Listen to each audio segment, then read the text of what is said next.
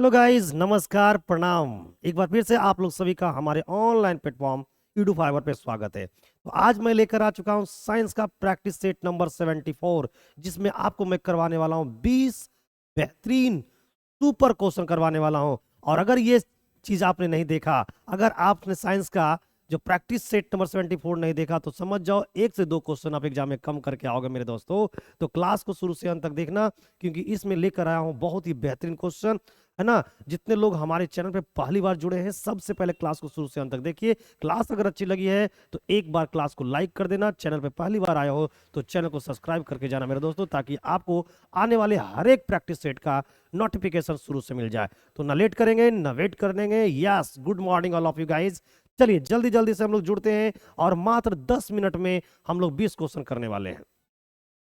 तो जैसा कि आप लोग देख रहे हैं, हम करवा रहे हैं आप लोग को साइंस का क्या, साइंस का पावर डोज करवाने वाले हैं। और साइंस का पावर डोज में आज मैं करवाना हूं 74 नंबर।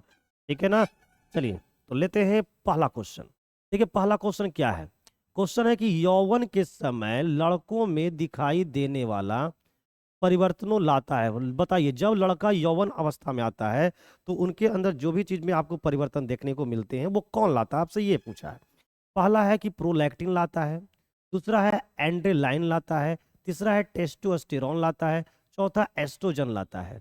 तो देखिए इसमें जो एक ऑप्शन है जिसका नाम है टेस्टोस्टेरोन, ये जो है ना, यही एक ऐसा हार्मोन है जो लड़कों के, है ना, यौवनावस्था में परिवर्तन लाता है। तो इसका राइट जो आंसर हो जाएगा वो ऑप्शन नंबर सी हो जाएगा। राइट आंसर हो जाएगा ऑप्शन नंबर सी, टेस्टोस्टेरोन।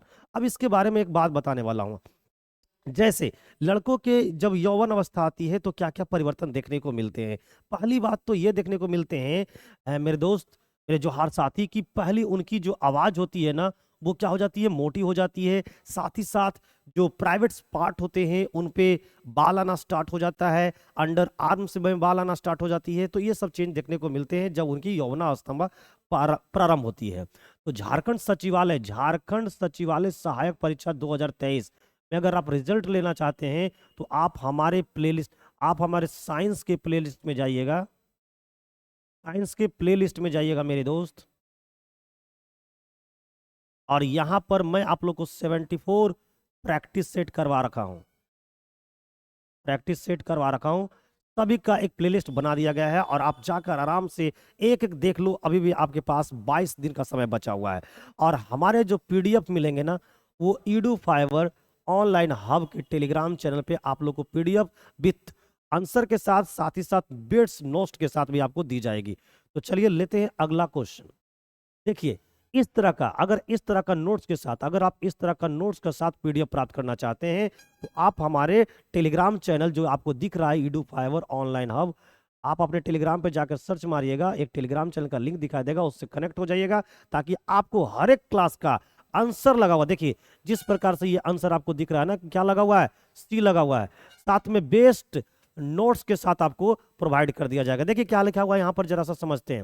लिखा है कि टेस्टोस्टेरोन हार्मोन मानो यौवन के समय लड़कों में दिखने वाले परिवर्तनों का क्या है, मुख्य कारण है। यानी कि टेस्टोस्टेरोन की वजह से ही ऐसा होता है। शुक्र जनन नलिकाओं के बीच अंतराली कोशिकाओं के समूह में पाए जाते हैं। कहाँ पाए जाते हैं, तो भाई शुक्र जनन नलिकाओं के बीच जो नर जनन हार्मोन टेस्टोस्टेरोन का क्या करता है, स्राव करती है। ठीक है ना। यह देखिए प्रोजेस्टेरोन जो गर्भधारण निर्धारण वाला हार्मोन कहलाता है। ठीक है ना। रिलैक्सिन हार्मोन बच्चे के जन्म में क्या करता है, मदद करता है। तो इस तरह का बेस नोट्स आपको दी जाएगी। नेक्स्ट क्वेश्चन नंबर 2, निम्न में से किस वर्ग में प्राणियों में सल्कों की कमी और त्वचा में श्लेष्म ग्रंथियां होती है। पहला है मत्स्य, एब्स, सरीसृप और उभयचर। बताइए ऐसा कौन सी प्राणी है जिनमें सल्कों की कमी होती है और त्वचा में श्लेष्म ग्रंथियां होती है।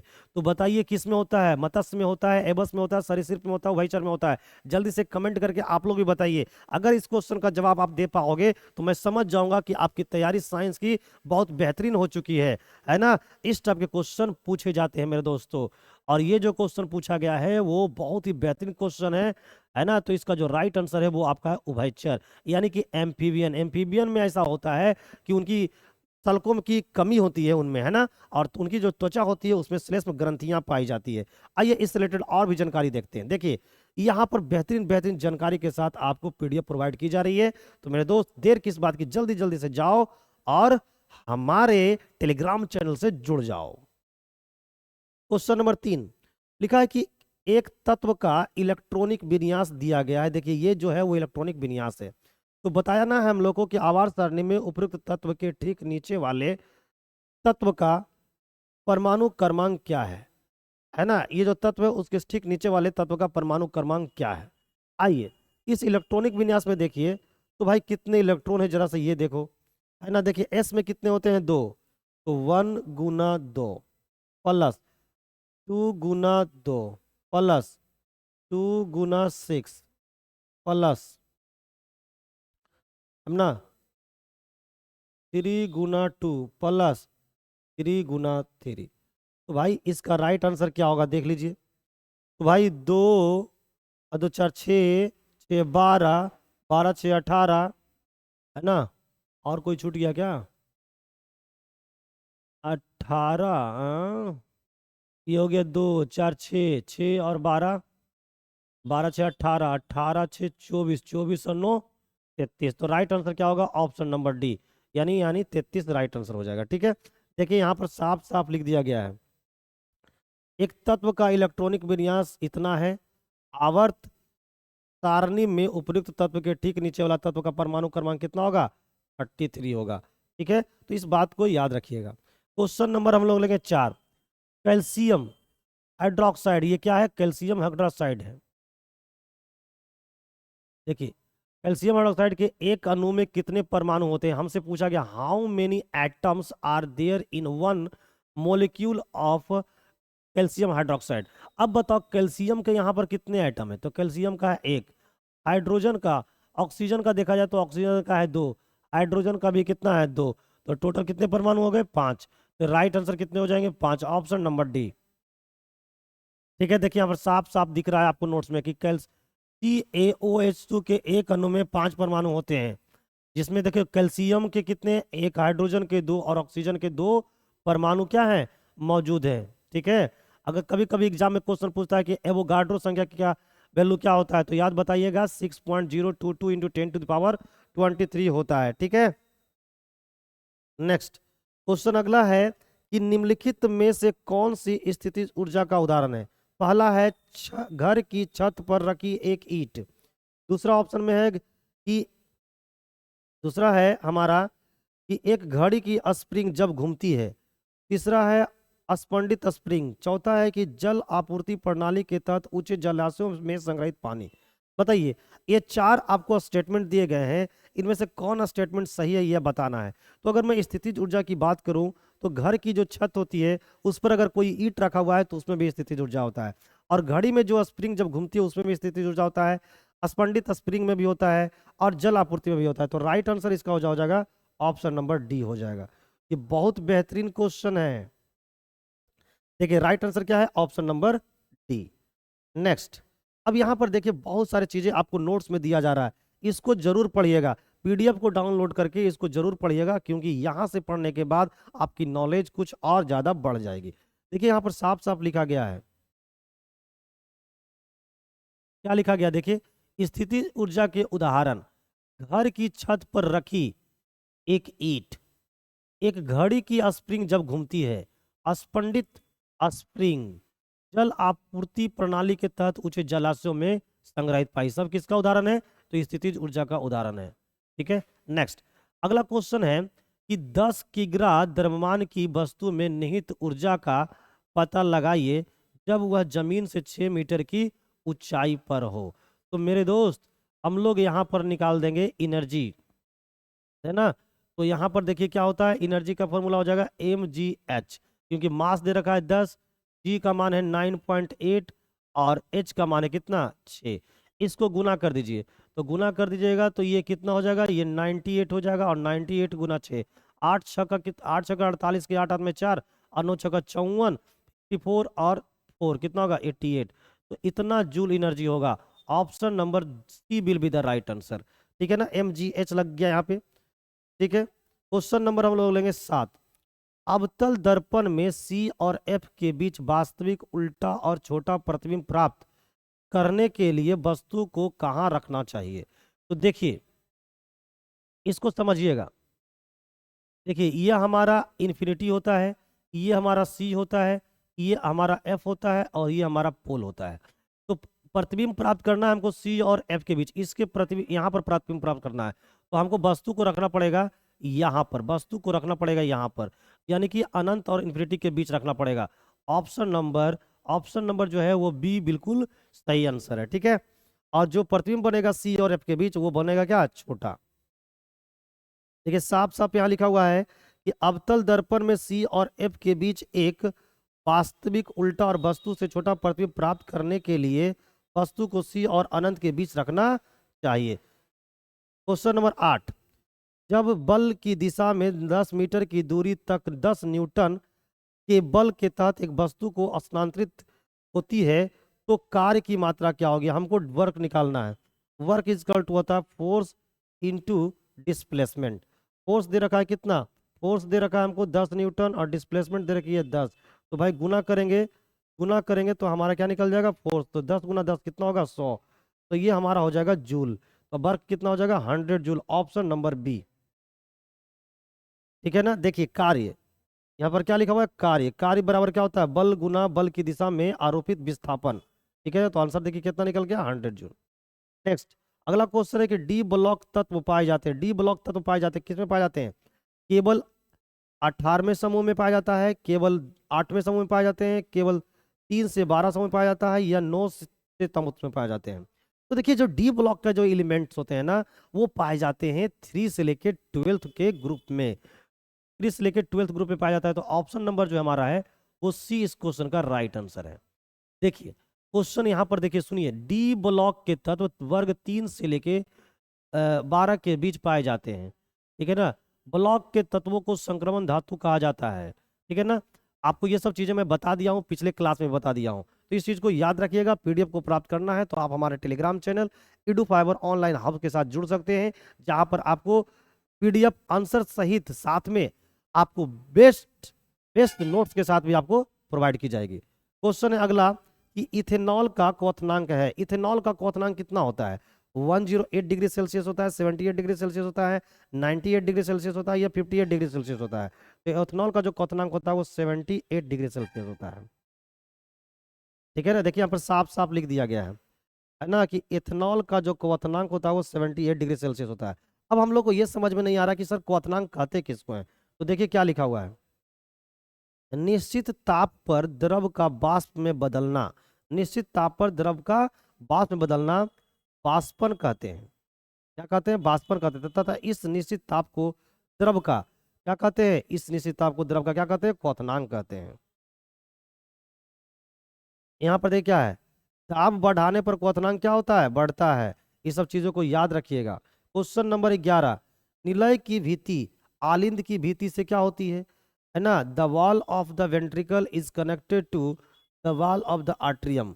बताइए कि जो वॉल होती है आपकी, है ना, आलिंद की निलय की जो वॉल होती है, यानी कि जो वेंट्रिकल की वॉल होती है वो हमारे आर्ट्रियम की वॉल से क्या होती है। तो पता है आप लोग को, मोटी होती है मेरे प्यारे मित्र, मोटी होती है ना। वेंट्रिकल मोटा होता है ऑरिकल से। नेक्स्ट क्वेश्चन नंबर हम लोग देखिए, देखिए यहाँ पर देखिए, देखिए क्या लिखा हुआ, मनुष्य का हृदय 4 कोष्ठक का बना होता है। अगर आपसे क्वेश्चन ये पूछा जाए कि मनुष्य का हृदय कितने कोष्ठकों से बना होता है, तो आपको बताना है 4 कोष्ठक से बना होता है। और ये क्वेश्चन बहुत बार पूछा भी गया है। अगला क्वेश्चन है कि निम्नलिखित में से किनका उपयोग प्रति अम्ल के रूप में किया जाता है। बताना है आपको, सोडियम हाइड्रोक्साइड का, मैग्नीशियम हाइड्रोक्साइड का, कैल्शियम हाइड्रोक्साइड का, या फिर लिथियम हाइड्रोक्साइड का। ठीक है। हमसे क्वेश्चन है कि which of the following is used as antacid. तो एंटा एसिड के रूप में हम लोग इस्तेमाल करते हैं मैग्नीशियम हाइड्रोक्साइड का। राइट आंसर हो जाएगा हमारा ऑप्शन नंबर बी। ठीक है। देखिए यहाँ पर लिखा हुआ है क्या, मैग्नीशियम हाइड्रोक्साइड का उपयोग प्रति अम्ल के रूप में क्या करते हैं।